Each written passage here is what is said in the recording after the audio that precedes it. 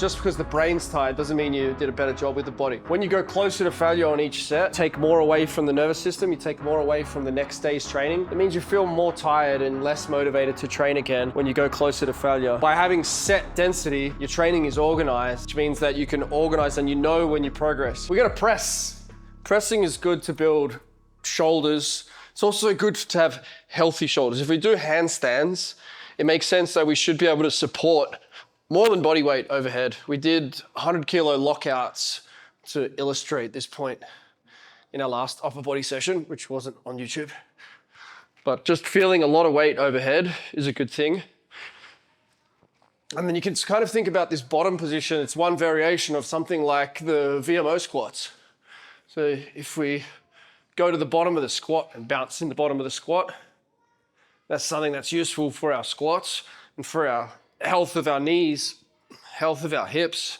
So maybe we get the same thing if we do the same thing with our shoulders. It's not exactly the same, but it's useful, and it's also good to get comfortable in the bottom part and warming up the press. If you're really strong from the bottom in the press, then it's going to be easier to press bigger weights. Bottom position can be really nice. See what Lucas thinks about his warm-up sets.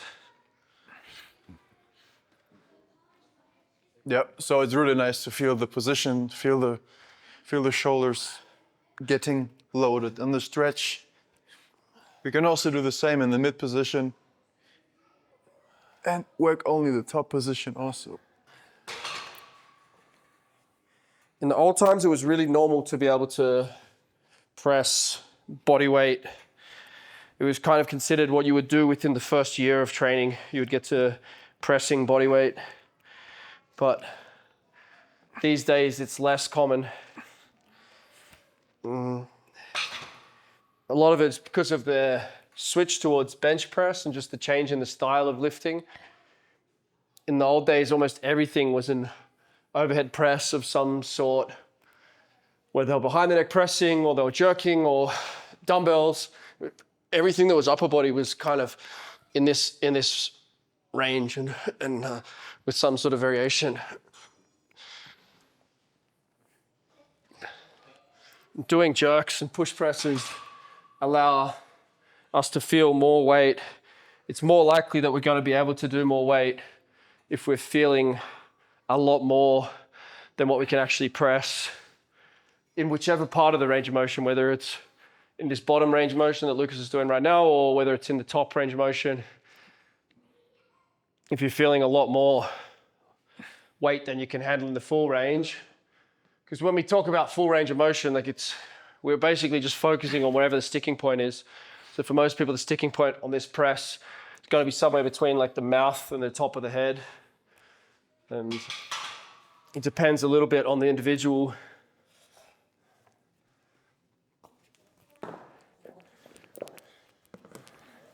We're working on Lucas's reflexes today. We played table tennis today. Lucas said he wanted to have a game, but I've been practicing and he didn't realize. So, no, but it's a really it's a really good game, table tennis, to work on the reflexes, foundation of athleticism, tracking with the eyes.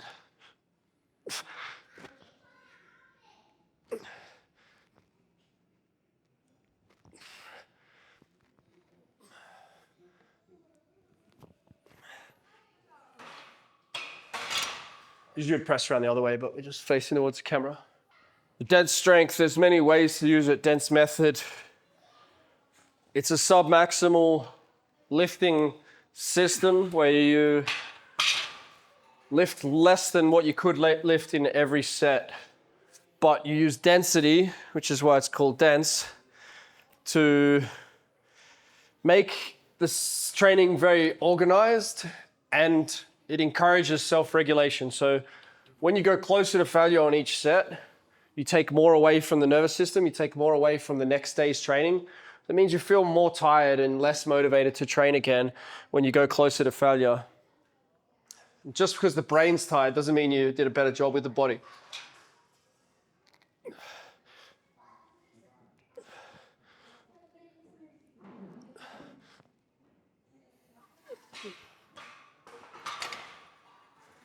So if I was to train 3 sets of 10 on standing press, it's going to be less weight than this for 10 reps at the moment. But if I train 10 sets of 3, then I can use this weight. If I do it dense style, then it doesn't actually take that long either. It takes around 10 minutes. By having set density, your training is organized, which means that you can organize and you know when you progress. If you take a little bit longer rest, you didn't actually progress. If you use a slightly bigger weight, but you have a slightly longer rest, in effect, your overall training effect is the same because you made one variable easier while you made another one harder. So we have fixed density.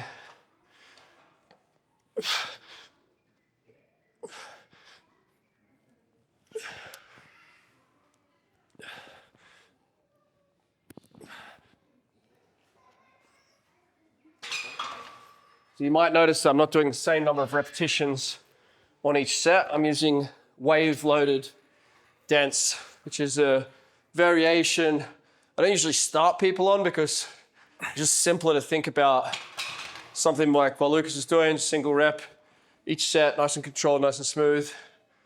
But when you wave load, then the intensity is going up, up, each set, 2, then 3, then 5.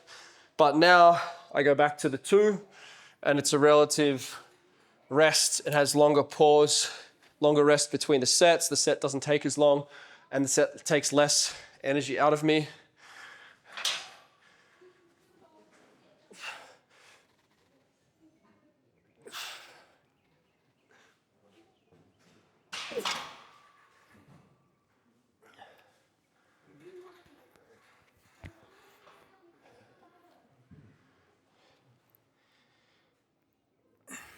So in the end, what matters to the body, is the work that's getting done, and we get to do really good quality work with the dense. So the overall weight lifted, the tonnage lifted, the volume lifted for the session is going to be at a higher intensity because we're able to go for more sub-maximal sets. So for Lucas, this is like a maximal set. I wouldn't progress from here. Yep. I would restart the cycle, go back down to 40 kilos, go 42, 45, 47. By the time he gets to 50 again, he'll be ready for 52 and a half. But another way that we could progress it would be to go 11 sets on the minute or 12, 13, 14 sets on the minute with the singles. That's another way that he could progress. But really, for Lucas and his goals, it's going to be better to go back and work on more so the 10D5 range and even building up, maybe sometimes putting in the 20D3, 20D5 sessions. But even if his goal is mostly to put on some muscle, it's still useful to do the 10D1 session and keep in touch with your strength. Now when he goes back to the 40 kilos, it's going to feel light. So the little surprise that we have for Lucas is that we're still going to do the 5s with 40 kilos and we'll see how it feels coming off those sets of singles with the 50. Let's just have a look, see what it feels like. Yeah. I mean, the dense stuff, I've done it with the overhead press a lot. And when we last were in Montenegro together, I couldn't even do one rep with the 50 kilos. So it's a good progress.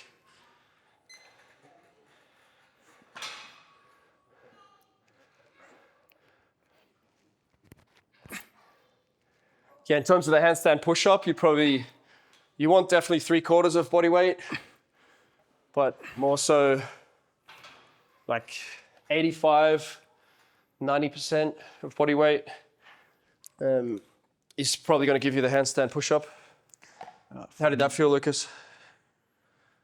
Like I could do like maybe 2 or 3 more, but let's see. How many did you do then? I did 5 reps. Okay, that was good. That was the plan.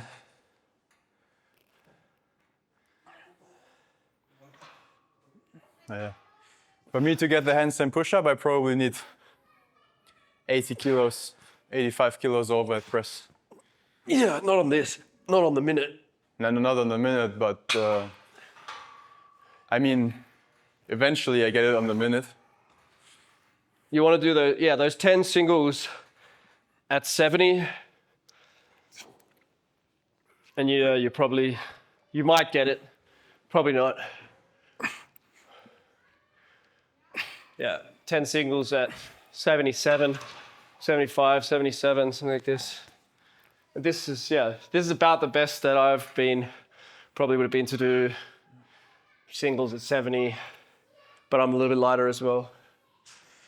What I've noticed with the dents, it's like sometimes in a session, you start the session, like the first set and the second, maybe even the third, they feel a little bit slow, they don't feel as strong. But as you warm into the session, you will notice that you feel stronger. The second set with the 5 reps felt better than the first one now. Yeah. So yeah, if you choose the right weight, it can definitely feel better as you go along. Most of the sessions should feel like that. They shouldn't feel like you're struggling to get to the end. They should feel like you're getting more excited as you go. yeah. You really don't need to do the maximal sessions. Watch out. What I'm doing right here is probably also more like a test.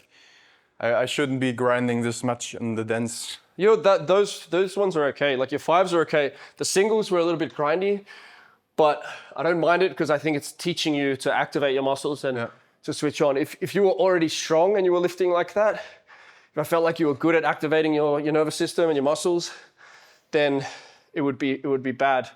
And you don't want to be doing that. Yeah. But you're at the moment, we're still teaching you to really switch everything on hard, fast. Yeah. So the singles are really good for that. They do help with that.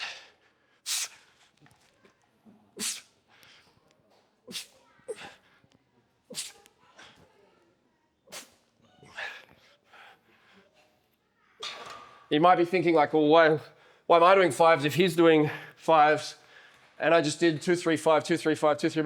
I've already done quite a lot of volume there. If you add up the volume of the 2, 3, 5 at 50.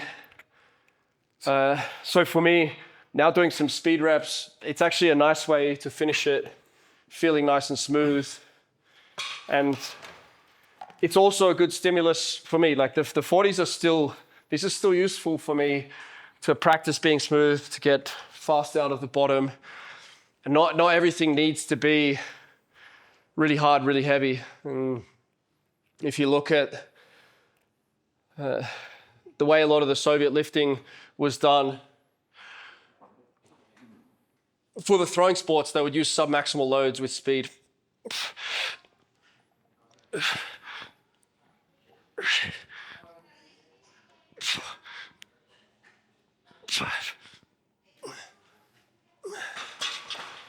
So like 60% loads can be really valuable still for power athletes.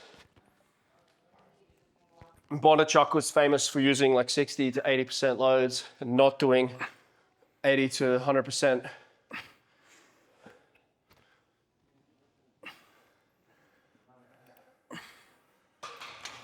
Yeah, some people will say hold the breath, but if you're looking for more repeatable sessions, then I'm aiming for more like something like what you would see a fighter doing, like.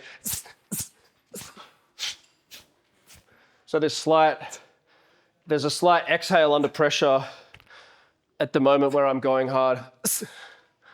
So I'm not holding the breath here, but is at the bottom, not at the top. Hoppa. Is at the bottom, not at the top. This is when you go. Mm-hmm. So it's the opposite rhythm. Because we're doing quite a lot of reps, you don't want to really be holding your breath the whole time because the next set is going to come around quite quickly. And it's also like pushing more of a stress response if you hold your breath. So like holding your breath less often. It's okay to do it occasionally with a really maximal lift for really short lifts if you want to. But less. Here, it's down here.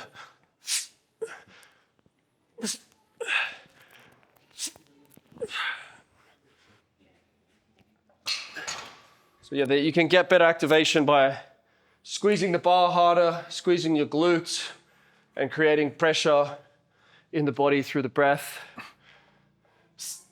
At the bottom. Still a bit late. Yeah.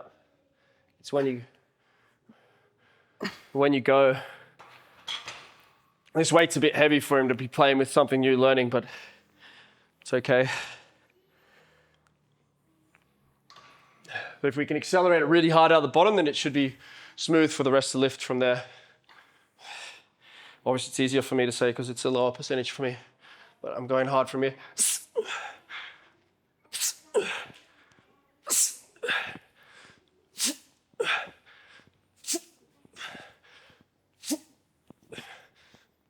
This was 6 or 5? Might have been 6. I was just thinking about the breath.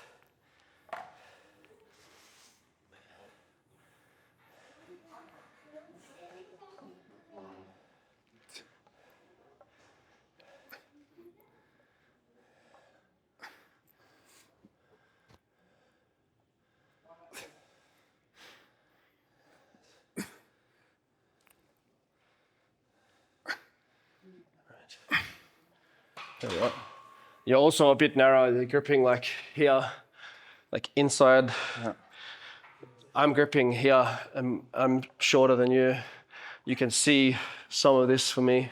You're like full finger inside probably. Okay. Means you're using your triceps a lot more and your shoulders less. You're going to be able to use less weight like that.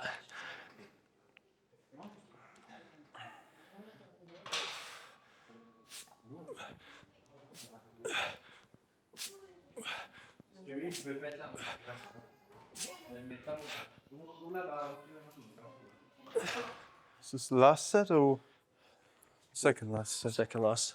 Maybe just do 2.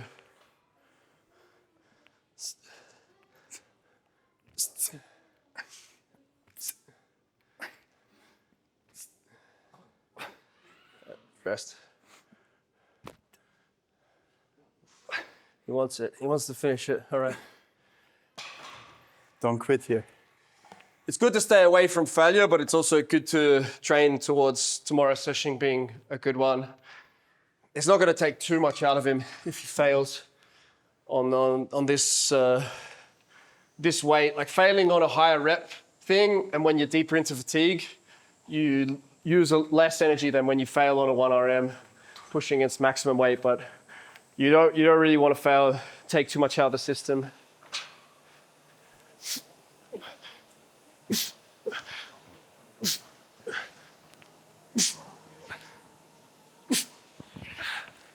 Yeah, but the wider grip felt stronger. Oh yeah.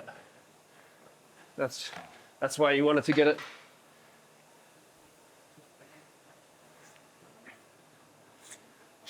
Nice. Fast. Whoop. Faster. Down. Up. Fast. Down. Up.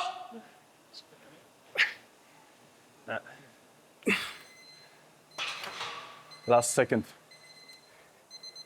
It's a bit more like a test set than we would like, but it's okay to test sometimes. He already did the singles, which means that if we hadn't have already done the singles, in theory, that would have been easier. But in practice, maybe it was better because we switched on the nervous system fully, is nice and warm, and it made the 40 feel light. Going into next time, if you wanted to do the 40 for 10 sets of 6, you wouldn't probably do that next session, but if that was a goal that you wanted to hit, or if you're going to do the 42.5, next session, 42.5, 10D3 would be a good place to go. Then, you've got to get that easily. 10D4, I think you've got to get easily. You can probably go 10D5. Like when you're earlier in your career and you're not as close to the maximum potential that you're going to have, you can make those bigger jumps. If you were more experienced, you might go 5D3 and then 5D5, then 5D4 and then 5D 10D for like you go up. You find another way to make like slower progression, or you go forward and then go backwards. So you go 10D3, then 10D4, then 10D3 again, then 10D4 again, then 10D3 again, then 10D5. So you like play more games with the intensity as you get more experienced, so that you're not always playing on the edge of what you're capable of. This is how you're going to get continued progression with the dense, which is what we want. But yeah, this is a nice set, nice series. It's 20 minutes of pressing, which, you know, a lot of people will take that amount of time anyway if they're doing a bench press session or something. They would maybe do 3 to 4 sets. Yeah, And then in this time period. Talking and messing around or going close to failure, getting spotted. Yeah. This is quite a lot of volume. Usually we don't do like 20 sets on the same, but it's not actually 20 sets in the traditional way of thinking about it, because all of the sets are submaximal. So it's really some kind of cluster. In effect, you would probably divide it by 2.5, something like that, divide it by 3. So you would think of it as being more so something like an 8 set or 12 set, 6 to 10 set kind of session, if you were thinking about it more in a traditional way.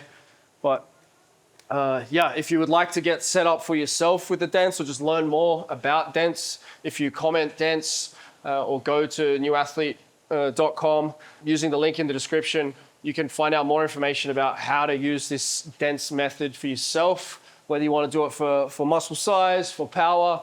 It can be adapted in many different ways. You can learn about that and apply it in your own training.